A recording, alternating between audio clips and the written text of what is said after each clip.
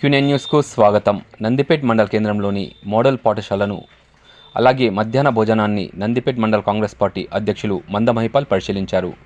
గతంలో తమ కాంగ్రెస్ ప్రభుత్వంలో మోడల్ స్కూల్ నిర్మాణం కోసం అప్పటి మంత్రి సుదర్శన్ రెడ్డి ప్రోత్సాహంతో నిర్మాణం జరిగిందన్నారు.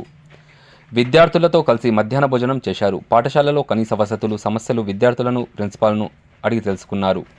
మధ్యాహ్న భోజన సమయంలో కూర్చోవడానికి ఇబ్బందులు గురవుతున్నట్లు విద్యార్థులు తెలిపారు. విద్యార్థుల కోసం డైనింగ్ హాల్ నిర్మాణం కోసం, అలాగే విద్యార్థులకు త్రాగడానికి నీటి సౌకర్యం కోసం ఆర్మూర్ నియోజకవర్గ ఇన్ఛార్జ్ వినయరెడ్డి దృష్టికి తీసుకెళ్తానని మంద మహిపాల్ తెలిపారు. ఈ కార్యక్రమంలో మైనార్టీ అధ్యక్షులు ఇషూబ్, ఖదీర్, నిఖిల్, శ్రీను తదితరులు పాల్గొన్నారు.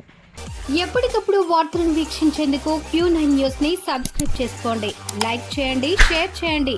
విలువైన సమాచారాన్ని ముందుగా మీరే తెలుసుకునేందుకు బెల్ బటన్ ని క్లిక్ చేయండి.